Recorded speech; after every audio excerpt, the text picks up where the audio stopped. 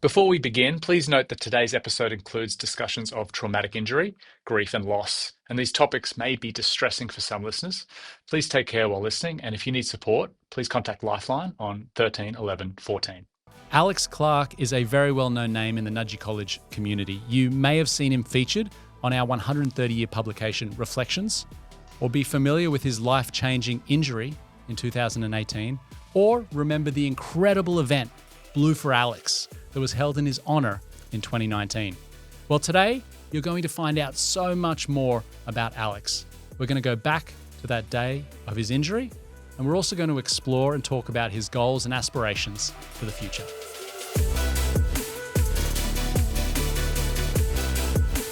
Alex, firstly, good to see you. How are you doing? I'm good, thanks. How are you? I'm good. It's really nice to meet you. We haven't met before. I've obviously heard your story. So firstly, I've got to say, pleasure to meet you in person. Yes, pleasure to meet you too. And really excited to do this podcast with you today. Yeah, me too. So firstly, we're here at Nudgee. Tell us, when were you last here at the college? I came about 2 months ago. Came and watched like a first 15 trial game against a New Zealand team. Yeah, I came with a few mates and just my carer. It was good seeing my mates and some teachers as well. They came out as well. So it was nice seeing them. Yeah, nice. That's about it. How do you feel when you come back to the school? It's good to be back. It's a bit different now that I'm not going here anymore. But it is nice coming back, seeing like how it's all changed. Like when I was here, it's changed a lot more. But it's nice seeing Ross though. Yeah, I love seeing Ross. It's an amazing place. Yeah, and if it's changed a lot for you, I know how that feels. Times many years. Because whenever I come back here, it blows my mind how amazing this campus is. And even when I was here in the 90s and early 2000s, it was a phenomenal school. I know what you're thinking. I look great for my age. Thank you. But whenever I come back here, it is a phenomenal environment and a wonderful institution. Now, Alex, we haven't met before, but I do want to go back to 2018. Yes. To talk about an injury that you received on the rugby field. It was a spinal cord injury, and it changed your life forever. And it's something that shook this entire community and shook your world more than anything. Yeah. And in a weird way, I don't know if weird is the right word, but in a way, it also brought this community together and a lot closer in so many ways. But you were the one that's had to live and breathe throughout, your life since that injury.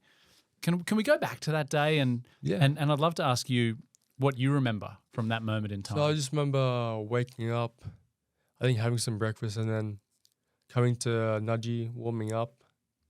I don't think my mum came to the game. I think she was out busy doing some stuff.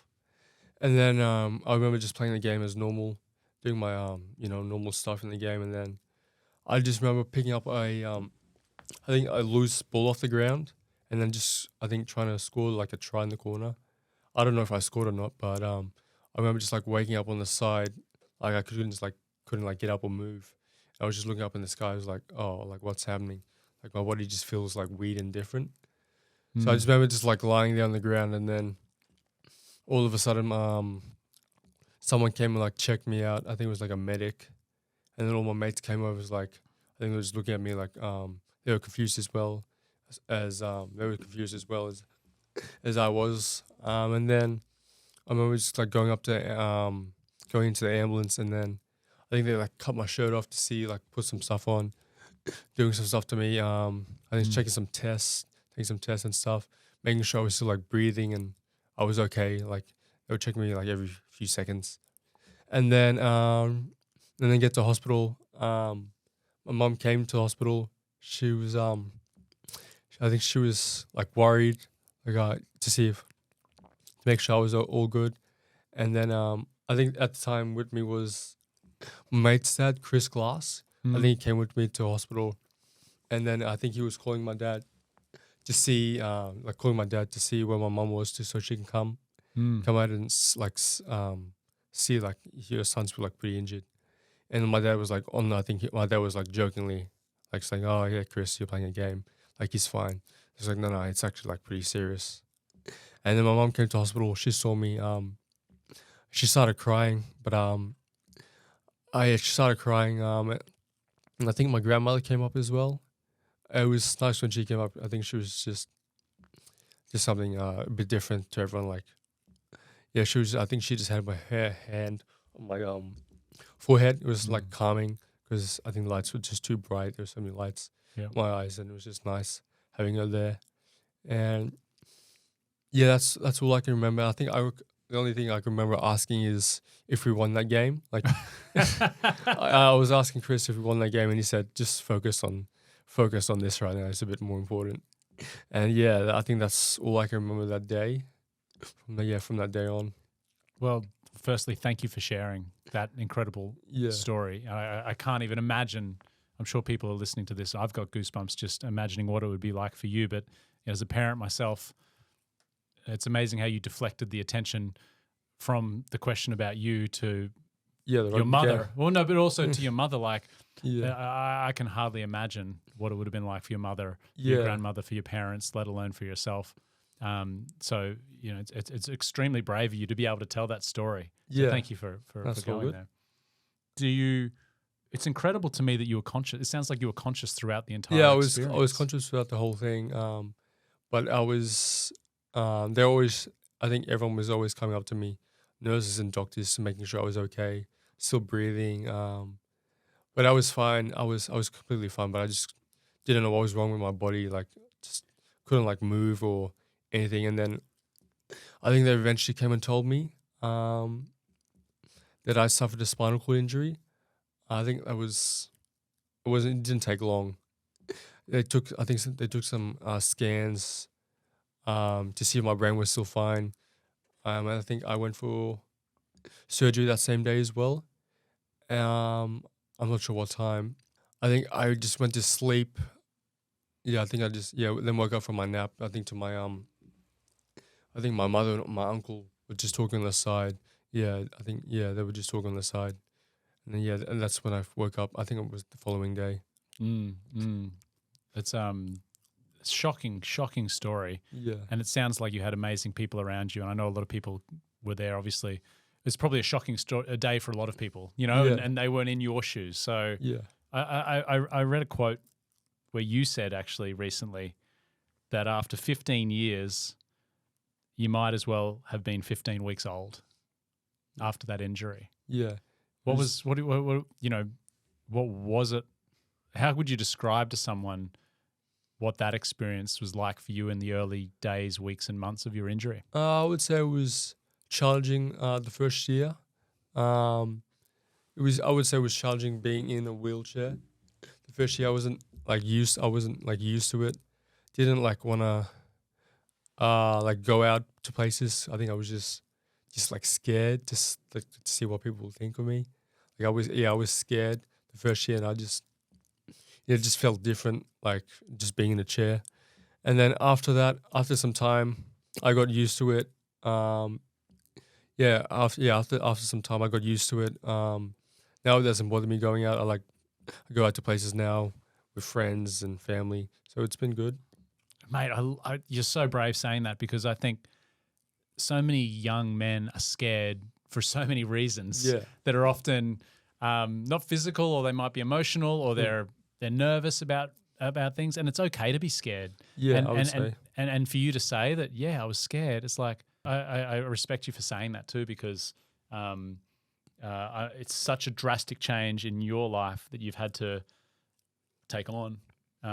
So I can't even imagine what those feelings were like in the early days for you. Yeah, it was tough. There was some tough days I had, but I was pretty good that I had a lot of friends like messaging me, making sure I was okay. So they got me through those tough times as well. Same with family. And then it Well, was that's what I was wondering. How'd you get through those tough times? It's Yeah. friends, family. I had friends, family constantly checking on me, and it was good. My auntie came down as well. She helped look after me, which was nice. So it was challenging, but I got through it pretty not easily, but it was challenging for me, I would say, but I got through it. And I'll still have more challenges down the road to face, and I'll deal with those when I get there, I would say. I have no doubt about that at all. Just going back to that recovery phase, it said I read that your first assessment in hospital was that you'd be there for 15 months, but you're only in there for 6 months. Yeah. And so tell me, what did you do in that 6 months? Did you work harder than anyone else? Were you lucky? Did you have good support? What was that? Well, I didn't want to be there that long because I did want to come back to school the following year, and I did want to get out of hospital eventually. I didn't want to like drag it out, so I just worked hard every day in rehab, I would say, and it was good. What's cool throughout the day, I would have the school organized friends to come up visit me. I think it was like three or four of them came up every day, Wow. seeing me. Yeah, it was nice seeing them, and it was probably tough for them as well seeing me in like that position. Yeah, it was tough for them probably seeing me in that bet. position. It would be. Yeah. Yeah. I mean, you talk about being scared. I'm sure your friends probably felt nervous and somewhat scared because they probably hadn't been around someone in a situation like the one you were in too. So I'm Yeah. sure it was extremely confronting on a lot of levels. Yeah, it was probably like different for them, I would say. Yeah, I would always the nurses would tell me like, oh, it's so weird seeing all these so much people coming up to see you. Like you must have like so many friends, and I was like, yeah, 10,000 brothers. Yeah, You'd be I got- surprised. I got a lot of them, and a lot of family coming up as well. So it was nice. So they got me through that, which was pretty good. So I'm sure you're still doing a lot of recovery. My understanding is that from time to time you do still use the gym here at Nudgee as well. Yes, I did use it up until last year. But after I left school, Nudgee gave me the access and permission to use it for my rehab and just like building muscle and stuff, strength. So it was pretty nice of them to give me that opportunity. And when I do get back to using it, just waiting for my it's called EP. She's just busy with uni at the moment, so when she's done that, we can start doing that again, which is nice. What is an EP? Exercise physiologist. Okay. Yeah, Yeah. so she comes and what's called basically runs me through like a little gym program. So this might be a naive question, but you hear recovery a lot, and Yeah. in terms of training, what sort of recovery are you doing? Is it muscular development that you're working on? So I go to Making Strides and Sporting Wheelies, and it's so that Making Strides, what I do with them, I'm there with them on Mondays 2 hours a week.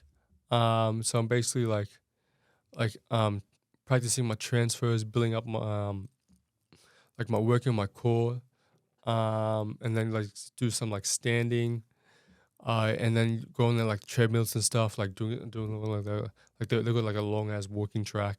And that's where do you get assistance with Yeah, walking on the treadmill? Systems walking on the treadmill and walking on the track, so it's pretty nice doing that. Yep.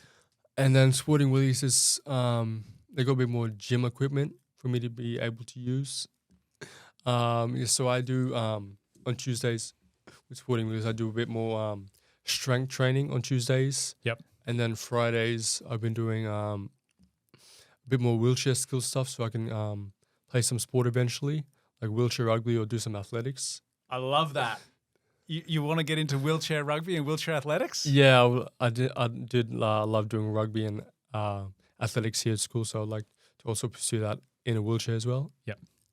Now, speaking of athletics at school, I understand that in your early days you were a great hurdler. Is that true? Yeah, I would say I was doing okay.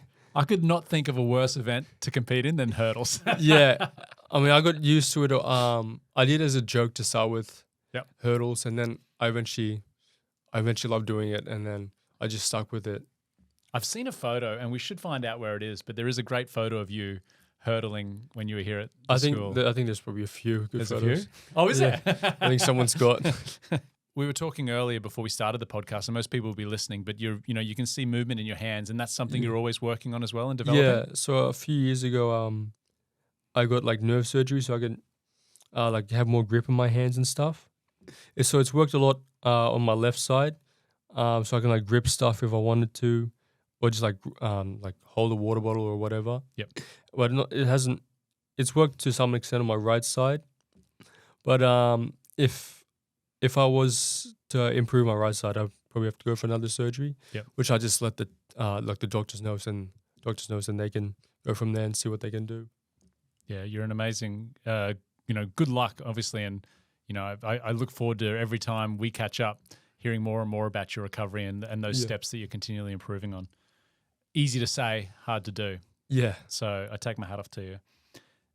In the research that I've done, reading about you and watching documentaries about you, this idea of no negativity is something that I hear time and time again.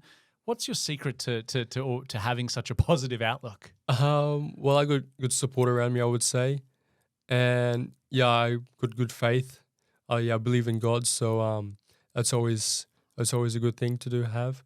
I read like my Bible every day, try to pray every day, which is good. So I got a good faith in God that hopefully one day I will be able to walk, and I know there's like later in the future that people will be doing research and stuff about helping not just me but other people with spinal cord injuries like to walk again. So I know they are doing that as well, researching for that. Yeah, but I would say just my faith in God that hopefully I will get better one day, and just my good like friends and family always supporting me. Well, let's talk about friends and family. I used the term before, 10,000 brothers. There was an event, and a lot of people will be familiar with it, Blue for Alex, where 1,500 people came together on Wilkes Oval, raising money and support. What did that event mean to you at the time, and what does it mean looking back on it some 5 years later? I would say I was like, thank you for everyone like doing that event. It was really nice of them, and making all the like the wristbands and like all the other gear. I think they made some, it's called Eskies or some caps and stuff. Yep. So it was really nice of them. It was like a good fundraiser for me. Raised a lot of funds for me that I have access to it now. So so I think most of the funds are just invested. So it's nice. So I'm pretty secure in the future for that. Back to the podcast in just a second. Now, if you are enjoying this episode, be sure to check out episode 5 from our Alma Mater series with past mother and event extraordinaire, Alysia Bridger. Alysia shares how the powerful force of the Nudgee community and beyond rallied to support Alex through the unforgettable fundraiser Blue for Alex, which featured Pete Murray, Rupert McCall, and many more. You can find this episode and others on our Unscripted, the Nudgee College podcast channel. Blue for Alex. It was an incredible event. We were all brought together for Alex, who, and I know we won't discuss it, but we came together for one. Peter at the time rang me and he said, look, we're putting together a team for Blue for Alex. Mm-hmm. Would you be part of the team? What stood out more than anything was the community. It was just unbelievable. It didn't matter whether you were from Terrace, from Churchy, it just didn't matter. Like, we were all there as this one Brisbane community, larger than that. People flew up from Sydney. It was so big. And it just became an event that I remember forever.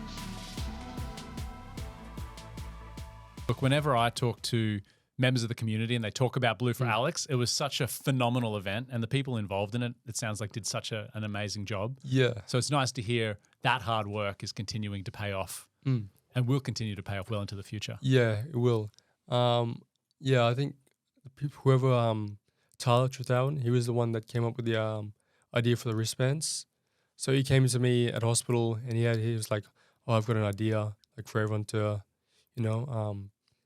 like keep you in their minds. He came to me with like the design, and then he brought it to Mr. Kelly. And I think they just went forward with it. And then they came and showed me, and I like the design and everything. And then I think they took the design and put it on like other like gadgets and stuff like that, which was nice. And with the Blue for Alex, I wasn't there at the time. I think I was just at home chilling. I think there was like an age restriction, I would say. Yeah. But I think everyone had a good time. My parents came on. There was a few other family members that went. They said it was a good time, good like experience. Alex, they landed a helicopter on the Oval. Yeah. On Ross Oval or Wilkes Oval? Was it? It was Ross, right? That's phenomenal. Yeah, I did see that. I saw that the next day. They loved it. They said it was a good time they had. tell our listeners and everyone watching a little bit about what Alex is up to today. So today, I do rehab 3 days a week at Making Strides and Sporting Willies, and then on my other 2 days, I'm working for my dad, who owns the caring company or where all my support workers work. Great. Which is nice. So I do some admin stuff for him on Wednesdays and Thursdays. I just help out with I look after my own rosters.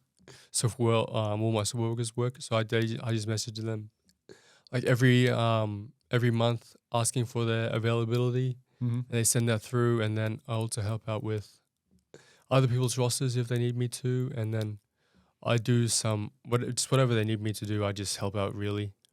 Awesome. So it's the caring company, and it organises staff for supporting people with disabilities in aged care, right? Yes. Yeah, it's amazing. Well, good luck with that work. It's good to hear that you're keeping busy. Yeah. Now, this is going to shock everyone, but I want to talk a little bit about your love life.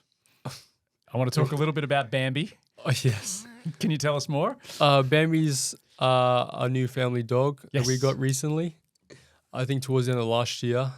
She's, I think, 8 months now, I think I would say.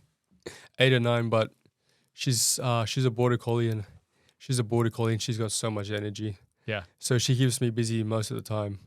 So you're in charge of Bambi, and I would say I'm in charge of Bambi. and she's a border collie, 8 months old, so probably needs lots of walking. Yeah, so I do help with taking her for walks. Yep. My carers help me with just pushing me, and I hold the leash while she goes, just take her around the block. And then my sisters help out as well, which is nice. Are you enjoying that experience? Oh yeah, I do love it. Good to having a dog. Been asking my dad for a long time for a dog, and we finally got one, which is good. He finally caved in, and yeah, I think he likes the dog as well. That's great to hear. Tell me about your mates from school. I mean, there was so many. You were such a big part of the school, particularly when you were here. Do you still keep in touch with your buddies and mates from your time at the school? Yes, so I keep in touch with I think most of them. I talk to them. I talk to some every day.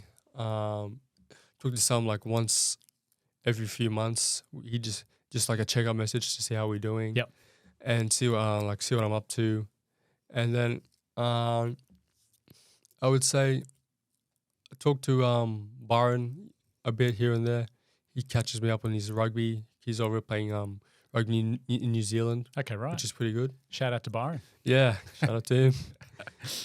And I know your mum is from PNG and you were born in Papua New Guinea. Yeah. I mean, even when I was at the school, it has such a wonderful history with students coming to Nudgee from Papua New Guinea. Yeah. Do you still have a connection to PNG? Yeah, I still have a connection to PNG. I got heaps of family over there that live there, and I got a few that live here in Australia, which is nice. So I would hopefully one day I would like to go back and visit all of them and see all of them. Some did recently come up to see for my mother's funeral. She did pass away last year in May due to cancer, which is sad, but I'm so sorry to hear that. yeah. But yeah, it was good seeing them when they were here, but I wish it was for a good cause when they did come up. How important was your mum? I would say she was pretty important to me. It was just nice having her at home. She loved her cooking, missed her hugs and kisses now. Yeah, which is nice. Yeah. And just all the other things. It was just another person to annoy me at home, really. Mums are good at that. Yeah. So what's your routine like today to keep healthy? It's obviously recovery training. Are you a routine sort of person? Do you eat well? How do you sort of keep yourself healthy and motivated? You're smiling. You don't eat that well, do you? No, I don't really eat that well. In the mornings, I just do the same thing mostly every day, I would say. Get up, eat breakfast. I just basically go get up, eat, do my rehab, look after my dog. Yep. And yeah, that's basically it. And what about passions in life? And I know that they've probably evolved and changed over time. Yeah. But when you think about your future, what are those big, hairy, audacious goals that you hope for yourself? Well, I would like to play sports. I would like to do wheelchair rugby or athletics eventually soon down the line. And I would like to travel eventually, like go overseas to watch sports, either basketball or tennis. Yeah, go watch an NBA game, or watch like a tennis Grand Slam, which is nice, like French or Wimbledon or the Yep. US Open. Yep. One of those, or NFL game. I like to go do one of those. Which Well, is Alex, you're at a school or from a school that has a long, rich history of people going on to represent their country. yeah, So I know that if anyone can do it in wheelchair rugby or whatever sport you decide to put your mind to, mate, go for it. Because this community would love to see you achieve those sorts of goals if they're what you're hoping for. yeah, that is what I'm hoping for. I'd love to do eventually. And you mentioned faith before. I watched a documentary where your dad has said that you will walk again. I have to ask, do you hold that faith as well? Yeah, I still believe. Hopefully, one day I will be able to walk. When that day comes, I will be probably really happy and in tears, obviously, that I'm finally walking again. But when that day comes, I just have faith in God that it will happen again. Or yeah, hopefully it will happen again. And find like there's obviously people doing like research every day for it. So not just for me, but other people in wheelchairs. So hopefully that day comes for everyone in wheelchairs. Of course. Yeah. So on this series of the podcast, we're taking questions from students who want to ask their heroes something personal or something that they might otherwise not get the chance to ask. So we've got 2 questions for you today, Alex. Yep. We're going to throw to the screen and we're going to get this first question from our first student today. Here it comes. G'day Clarkie, my name's Ethan and I'm a Year 11 student at Nudgee College. Looking back, what moment at Nudgee meant the most to you and why? I would say I reckon probably the day of my injury. Just everyone coming around me, supporting me since day one. And like when I was in hospital, my mother was struggling to cook, I would say. Byron's mum, Jo, she organized like families in Nudgee to like help cook food for me at dinner when I was in hospital. I would say that was probably a day that I remember the most. That's amazing. Yeah. So, It's funny, I've heard stories through other people in the community about how everyone rallied around you and your family to support them. And I know that it clearly doesn't go unnoticed. Yeah. So I would say that day. amazing. I also watched a video that interviewed different people from the school, and I could see how much impact that injury had on staff members here at the school as well. And I know that they went through a lot of their own trauma from the experience. And then I watched on the video you on your graduation day, it looked like. Yeah. And just the outpouring of joy that I saw from the students and the teachers for you and what you'd overcome and what you were working through was really moving. I would say that was a good day as well. Being able to finish the same year as my fellow brothers that day as well. We Nudgee found a way for me to finish the same day, which was nice. Yep. I didn't want to stay another year and finish with a different cohort. I wanted to finish the same year as everyone else did in my cohort, which was good. Now, you just gave me goosebumps. It makes me think like I'd want to finish with my mates too. Yeah. And the fact that you did that and the school helped that happen is which was nice. amazing. All right, we've got a second question. Who knows where we're going next? Let's have a look at this second question. I'm Gus. I'm from Barrett House, Nudgee College, Year 12. Who in your life inspires you and why? I'll probably say my mother. She went through a tough battle herself. The day she found out she had cancer, she was pretty upset. I was pretty upset as well. I think my whole family was pretty upset. But she was pretty determined to beat it, and I was determined for her to beat it as well. She did beat it the first time. She was pretty strong throughout that whole experience. And then the second time it came back, it was a lot worse than the first time. It was a lot stronger. But she was still pretty determined to beat it. And just her resilience throughout that whole time. I would say she inspires me the most because she was just always working hard throughout that whole time. She was also looking after us as well as kids, making sure we were okay. Like we had food. We had food. She was just always making sure that we were okay, which was nice from her because she was obviously going through her struggles, and I could just tell she she was obviously struggling as well, but she was just trying to be strong for us. She didn't want us to see how she was going through it. She just wanted to be strong for us, and I would say she was someone that inspires me the most to keep working hard. Like doesn't matter what you're going through. What you're going through. You just have to be just show your strength or resilience and just keep going through it. I would say.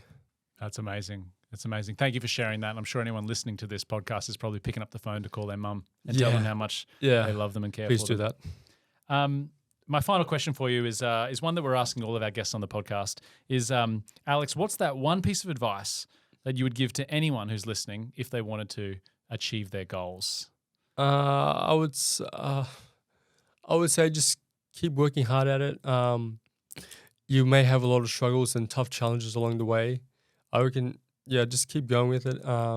Just lean on your friends and family, and if you do believe in God, lean on Him too. I would say, pray about it if you do believe in God. That's what I do. I do lean on my friends and family and God. So I would say, you're going to face a lot of challenges along the way. If you want to strive to be anything in life, you just keep going. You just got to have resilience in doing stuff. You can't just give up on the first hurdle or whatever. You just keep pushing through it, and you will eventually get that goal, whatever you're trying to do in life. Well, Alex, when it comes to resilience and strength, you epitomize that. Yes, and thank you always will have 10,000 brothers. You're a wonderful representative of the school. So nice to meet you in person. Yes, you too. And I want to say thank you so much for coming on the podcast. Thank you for having me. Such a raw, honest, and emotional conversation with Alex. He's such a wonderful human being and continues to be an amazing leader for the Nudgee College community. Now, if you are excited to hear more inspiring stories from our Nudgee heroes, well, be sure not to miss our next episode featuring current mother, Catherine Clark. Catherine is a pioneer in sports administration and boasts an impressive CV as former CEO of Paralympics Australia and is the current commissioner of the Queensland Racing and Integrity Commission. So what we do at the Queensland Racing Integrity Commission is we look after fairness, safety and animal welfare. So in Queensland, we know that we've had some issues in the past with concerns around animal welfare. So that's a really big part of what we do. So as an example, we will go out across Queensland, which when you're in a role like this, we realise just how big we are. And we do kennel and stable inspections to make sure our animals are being treated well and within the rules of racing. If you loved this episode, make sure to subscribe, leave a review and share it with your mates. Unscripted, my Nudgee hero. It's all about us, past, present and future.